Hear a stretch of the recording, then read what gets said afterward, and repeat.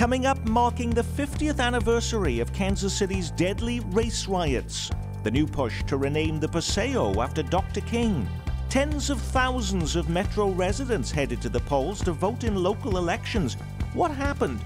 In Kansas, reining in judges or raising school funding? Which will win out? And a meaty conflict, a beef that's alarming one of the Metro's most prized attractions. Week in Review is made possible through the generous support of Dave and Jamie Cummings, Smithfield Foods, Haas and Wilkerson Insurance, and by viewers like you. Thank you. Welcome, I'm Nick Haynes. Delighted to have you with us again on the program that connects the dots on the news of the week in this place we call home, pouring through the week's top local headlines.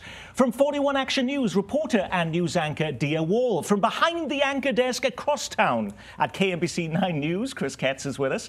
Leading the editorial page of the Kansas City Star, former Wall Street Journal White House correspondent Colleen Nelson, and Star columnist and editorial writer Dave Helling. This week, the world has been remembering Dr. Martin Luther King Jr. This upcoming Monday marks the 50th anniversary of deadly race riots in Kansas City that broke out on the day of Dr. King's funeral. 6 people would lose their lives, hundreds would be arrested, and multiple blocks of the city would go up in flames. This Monday night, KCPT partners with 41 Action News to bring you a new film that chronicles what happened and the lessons we've learned. To mob action and civil disobedience, a state of emergency exists within the city of Kansas City, Missouri. Here in the state capitol, Governor Warren Hern says he's ordering elements of the National Guard to Kansas City. Fires are raging out of control in the area bounded by 36th and Prospect through 39th and Prospect. The city's general hospital received victims of the violence throughout the night. 4 were dead on arrival. One of these was a 12-year-old boy. That's 15 persons injured in shooting incidents, 75 fires, and nearly 200 businesses looted. That's part of the tally in the Kansas City civil disorder. I seriously question the necessity of throwing tear gas where children are congregated. An investigation should be made.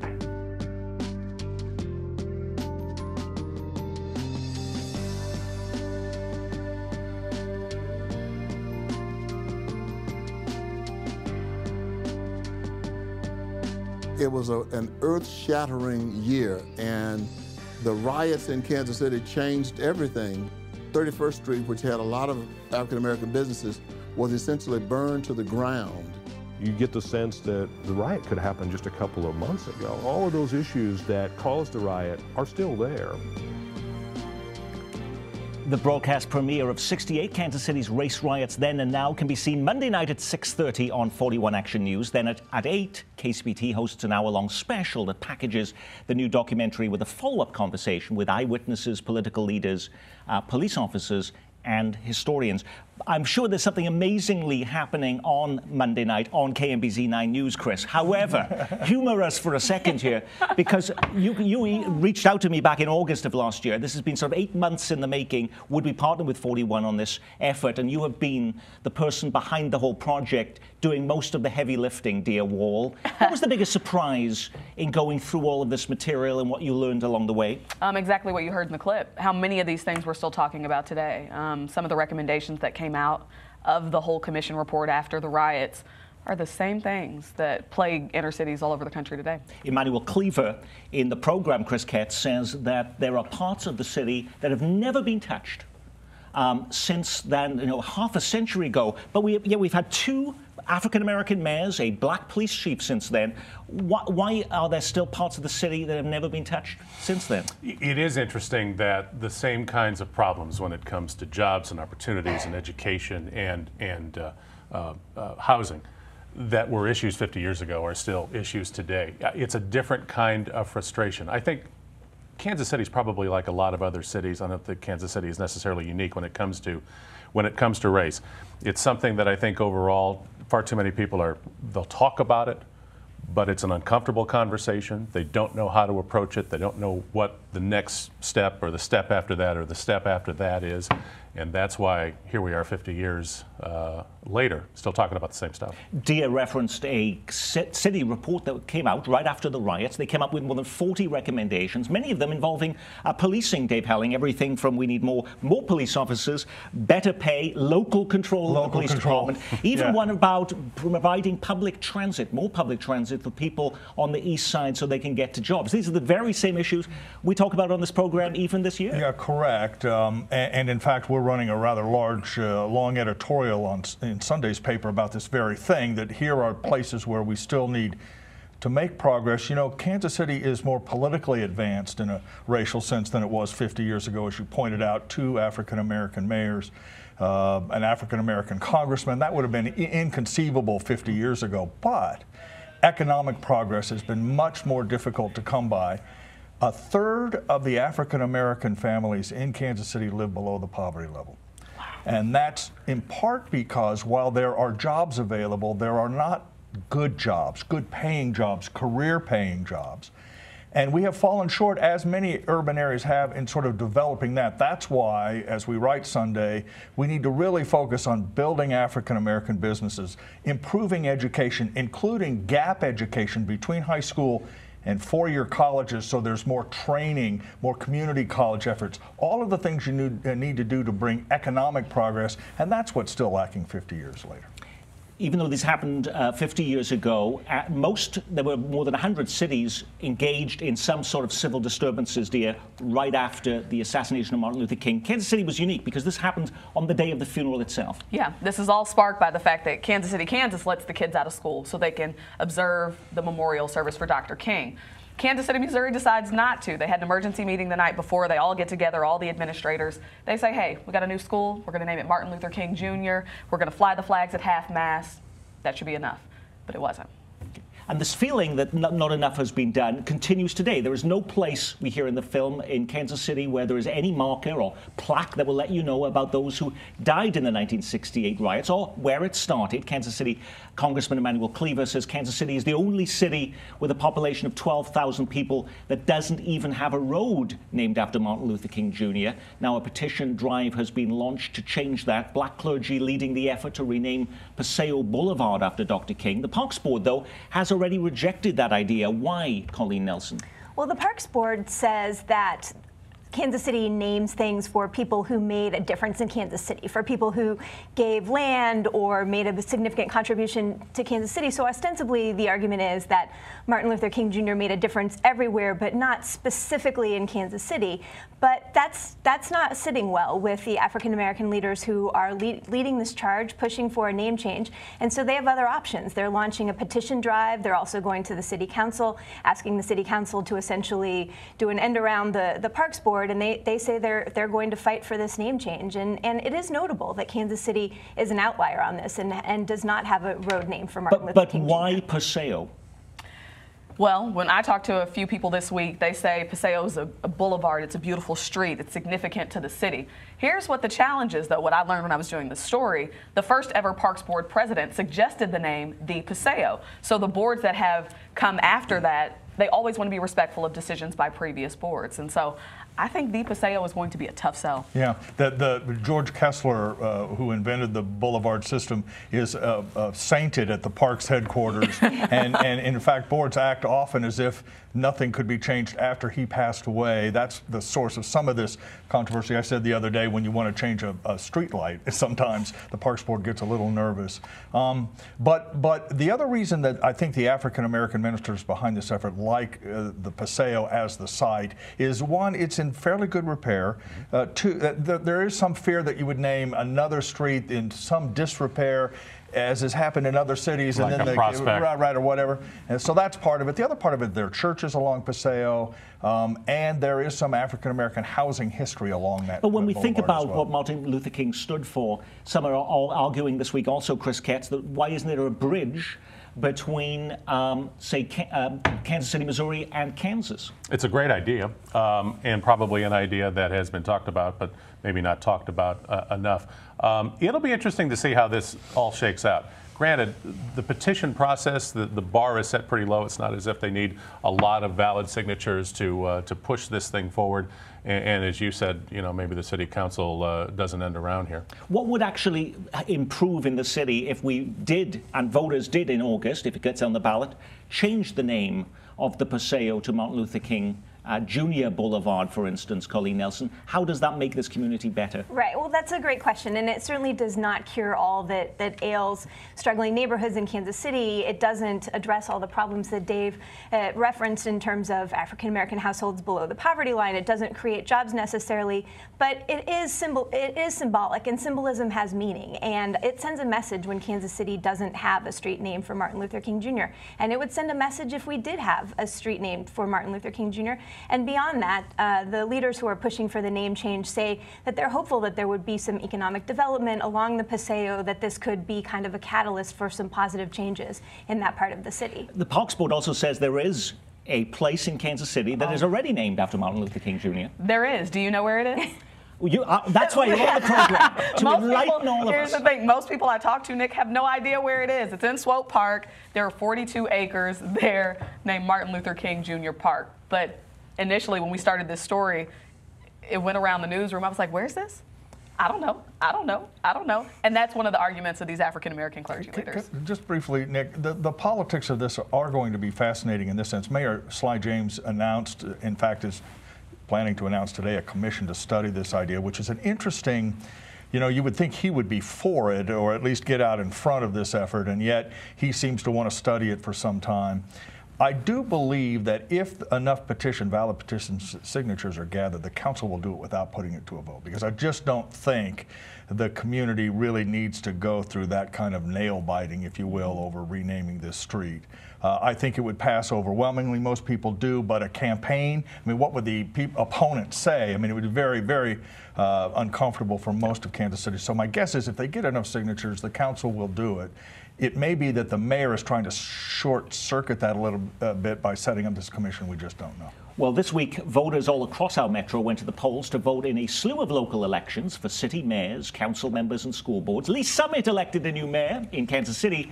Voters overwhelmingly approved the renewal of a 1-cent sales tax that boosts funding for street repairs, neighborhood improvements, and a big part of the cash for constructing a new Buck O'Neill Bridge. Is there anything we learned from this election? Chris Ketz? All politics are local. But not many people showed up, though. I think we had, I mentioned the thousands, but really that was cumulatively. Colleen, it was about less than 8% of voters in Kansas City, Missouri proper voted in this election. Right, that's a depressing number. And so I guess we learned that not many people show up in April to vote, particularly if there's not a lot on the ballot. But what we continue to see in Kansas City is that voters are willing to raise taxes and to renew taxes if they feel like they're getting something out of it. And so a year ago, voters in Kansas City approved a very large $800 million bond package. They agreed to 20 years longer of this public improvement sales tax. And so voters in Kansas City continue to be willing to pay for things that they think will improve their city. Some people are willing to raise their taxes, but a lot of Missouri-side cities were deciding whether to tax online sales. Independence, Blue Springs, Belton, all voting no. Interestingly, Liberty bucked that trend by voting more than 70% in favor of taking more money out of their pocketbooks when they shop on the internet. What are we to make of that, Dia Wall? You know, this is going to sound a little bit aggressive maybe, but you have to have funding to fix roads, to fix bridges, to pay your police officers and do all of those things, right? So I think that people are aware you got to get some sales tax revenue from somewhere. As more and more people shop online, you got to be able to have money that keeps the engine of the city going. So I would be interested to see what the impact is on infrastructure. And that is the argument of the boosters of it. Yet in so many of these communities, they said, okay, I understand that, but no, I'm not going to give a dime out of my pocketbook to do that. Well, and it suggests, doesn't it, Nick, that more and more people are shopping online. Yep. And when given a chance to tax themselves for that activity, they've said no. But Dia's right. You've got to pay for basic city services. And in these communities, someone needs to do a better job, apparently, of convincing voters of that. If it isn't this mechanism, it has to be some other mechanism. Colleen is very right. It's astonishing in this community how willing Kansas Cityans are to tax themselves for things they think they want, including infrastructure repairs, the PIAC tax. The airport will cost travelers extra money. It's not tax money, but it's still cash out of someone's pocket. It's an incredibly interesting time in Kansas City. They seem to be very supportive of it. Kansas City is really on something of a roll when it comes to issues like this. Yeah, and it's, you know. And if you look specifically, especially the numbers north of the river in Clay and Platte County, where it wasn't all that long ago that a lot of these people are voting no on these issues, and now they're voting yes, and in a big way. On the PIAC tax, big time, and I think that's a real vote of confidence in City Hall, and it is to some degree a vote in confidence of Sly James. Let's just be clear. They do like his leadership. They think he's done good things for the city, and that's a continuation of that. They also did advertise that, though. Somebody in every district is going to get a piece of the pie. Yep, I think they've learned their lesson in just saying Kansas City. They're making sure they say, hey, the Northland, the East Side, everybody. You may have seen on the national news how schools were closed across much of Oklahoma and Kentucky this week as teachers went on strike, calling for improved funding for education. Could Kansas see scenes like that this week? Another showdown over Kansas schools. And yes, it's once again about money. Rein in judges or raise funding. Earlier this week, the Kansas Senate refused to debate any measures boosting money for classrooms until they vote on a constitutional amendment that, according to its supporters, would prohibit unelected judges from hijacking the legislature's power to make funding decisions. They say, although a week is a long time in politics, who won out, Colleen? Well, so we had this moment in time where Republicans in the Senate basically were trying to hold the school funding issue hostage and saying we won't vote on school funding until we deal with this constitutional amendment. They eventually had to back down, and so they had a moment where they tried to take a stand.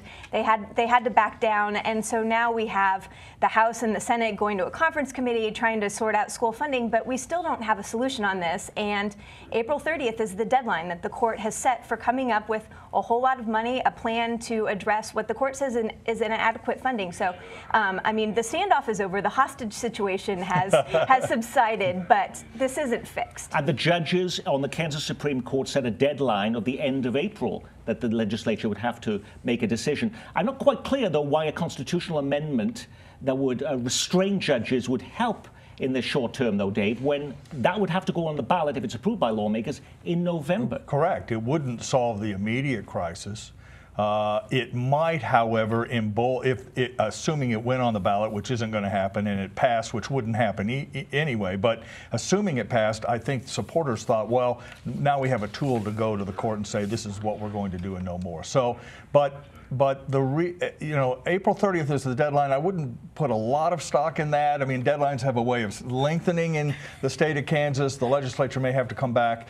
Their target is $500 million over 4 or 5 years. They think that'll satisfy the court, and that's probably where they're going to end up in the next couple of weeks or months. You know, there is a new study out this week that shows that only 17 counties in Kansas of over 100 have actually grown in the last decade.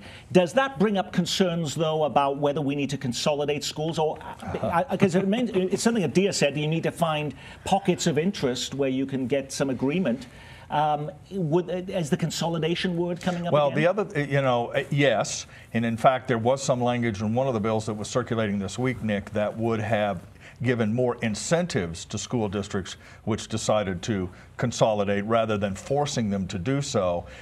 You will hear people who say there's no way you can raise $500 million through consolidation alone, so that's kind of a sideshow. But there is an argument being made that if you take the court out of the equation for school financing, rural districts would suffer the most, because the legislature would then come in and say, no, we're going to spend all our money in Johnson County and you rural districts will have to close, and the courts would have no role in adjudicating that. So again, that's another reason why you need 2/3 of both houses to approve a constitutional amendment for the ballot, and it just doesn't seem like they're going to get that margin. When Dia and I were working on this program, we do a follow-up discussion. Mayor Sly James is there, and we asked him at the time about the police and about the budget for the police and how we get more money for police. And he says during the program, I question that. When I hear that, I say, for what purpose? How is it adding more money for the police is going to make any difference? Isn't that the lawmakers' argument, though, Colleen, in Kansas? That for what? We're going to add millions of dollars more for schools to do what? Right. That is the argument that conservative Republicans are making. And so they commissioned a study that they thought would kind of prove up that point. They hired someone who they thought would be friendly to that argument. And the study came back and said, you need to spend up to $2 billion more on your schools. And so money alone won't fix it, but money is needed. It depends how you spend the money. It needs to be spent wisely. But even when the study came back, there was a lot of shock among conservative Republicans who were expecting to have their argument reinforced. And in fact, this academic said, you need money. You need to do this a smart way, but you also need some money. Yeah, $2 billion is not what they wanted to hear. Right. Well, and also to Dave's point, though, when I was in Tonganoxie, they're arguing we can't run basic programs, keeping our buildings open, lights on, water. That's their struggle. But in Shawnee Mission, I was there a few weeks ago, they want counselors in their schools. The PTA is already paying for the Spanish program. So I think the argument is money for what? For programs, right? This is an important, very important point about the Kansas discussion, Nick. The court has never said you have to spend X amount on the schools. Never. What it has said repeatedly is there are too many kids in Kansas who are getting substandard educations. A third, a fourth, whatever the number is, and you, legislature, have to provide a suitable education for those kids. And if you need to spend more money, show us why and how you're going to bring up that performance. And the legislature, for its own reasons, has never really grappled with that issue, which goes beyond money. It goes to how we hire teachers, what education levels we have. That's the real dilemma they face, and that's why it's so difficult to solve. For more than a month, the Missouri Legislative Panel has been investigating whether evidence exists to begin impeachment proceedings against Governor Eric Greitens. Next week, they are expected to release those findings, but the governor's legal team is pushing lawmakers to delay releasing their report until after his criminal trial. That's set for next month. Are Missouri lawmakers going to honor the governor's request, Colleen? They are not. They said nice try, but no, which is the right answer. I mean, this is an argument by Greitens' lawyers that's basically just trying to buy him some time. It's a desperate measure. His trial is scheduled for May, and so if they make the argument, well, we shouldn't have the report from the legislators until after the trial, they're trying to run out the clock on the legislative session and then get this pushed into next year and hope that this just kind of all dies down. And so, what is the governor's legal team afraid of, Chris? Well, among other things, I think they're afraid of the possibility that the release of this report and its contents might possibly taint a jury pool down the road. That seems to be their biggest argument right now. But you're right. Clearly, the Greitens team is digging in for a fight on a lot of different levels. It appears as if KS, who is the woman involved in this scandal with the governor, has testified before the House and committee. Her ex-husband as well. And I think they're very afraid that the committee will make that testimony public, which they should do, and we hope will do, but they are afraid that if that's made public, the narrative will then become, well, this is what the woman says happened, and that will make the trial more difficult. You know, the governor is in a problem of his own making, and so we've urged and will continue to urge that information be made public. Now, from one meaty conflict to another, I'm sure you're very aware that there's a huge buy local movement that champions food produced locally. Some of our best restaurants and a lot of metro area residents are willing to pay a premium to get their produce, beef, chicken, and eggs from area farmers and growers. Now that demand for local is colliding with a Kansas City institution. I mean, there's a lot at stake. Powell Gardens is incensed that a local beef producer that supplies many Kansas City eateries is now expanding. And they say something doesn't smell right, literally. Leaders at the Botanic Gardens say expansion plans by the Valley Oak Steak Company with its smell and waste runoff would be a threat to the beauty and peace of the attraction, which brings in more than 100,000 visitors a year. You have a priceless community treasure within 3 miles that will be devastated with the issuance of this permit. And just as hundreds gather this week at a public hearing on the expansion application, the steak company says someone is now taking to shooting its cattle. 3 animals unlawfully shot, 1 a pregnant heifer. For one to get shot and another one to get shot someplace else, to me, that's not an accident. Okay, we all like local food, and certainly Powell Gardens has amazing backers and supporters, but why has this gotten so ugly? Can anybody tell me that? Well, in part because It's very similar to the debate, Nick, over the chicken plant in Tonganoxie. Metro areas are starting to spread out a little bit. I mean, I think most people who live in urban areas are accustomed to having their food prepared far away from sight and sound and smell. And as metropolitan areas expand and entertainment options and expand, they're starting to come up against the reality of what farming can be, particularly factory farming. But the Valley Elk Steak Company, though, would argue, oh, I mean, they treat those animals incredibly well. This is all very local. They really are doing the best practices when it comes to cattle. They would compare themselves unfavorably to what was happening with Tyson, Chris. But it's, you know, this if people see this particular issue and think not in my backyard, yeah, there's a lot of there's a lot to understand why. When you're talking about expanding an operation from something in the neighborhood of 900 head of cattle to 6,999 and the tons of waste that comes with that, as you look at that, where that plant is in relationship to Powell Gardens, in relationship to some neighborhoods nearby, I mean, you can understand why people are a little hot under the collar about this. And farming is not, you know, we have this image of farming as 200 head of cattle and, you know, waving fields, but these are factories. Now, Kansas City is familiar with that, Nick. We used to have slaughterhouses right in the middle of the West Bottoms, significant slaughterhouses. But in large part, those have been scattered now to more rural areas. And when they start bumping up against suburban and urban interests, you see these kinds of confrontations. But it's not just like farming and factories, right? People feel that way when it comes to big industry, period. People just, we love farm to table, right? We'll be the first one to book it. We'll go pay extra money. But when it's in your backyard, like Chris said, it becomes a little uncomfortable. And I think that's going to be a growing problem. We're going to see more and more conflict because you only got so much space. And that is our Week in Review. Our thanks to our news reviewers from the anchor desk at 41 Action News, Dia Wall, and from the pages of your Kansas City Star, Colleen Nelson. From KMBC 9 News, reporter and anchor Chris Ketz. I'm just Mr. Dana Wright. Okay, absolutely. We're thrilled that you're back on this program, Chris, after a long absence, and we're grateful to you. And Dave Helling, columnist and editorial writer at The Star. Join Dira and I Monday night for Kansas City's race riots then and now as we look at 68, and that's at 6:30 p.m. on 41 Action News and an hour-long discussion at 8 p.m. on KCPT. From all of us here, thanks for spending part of your weekend with us.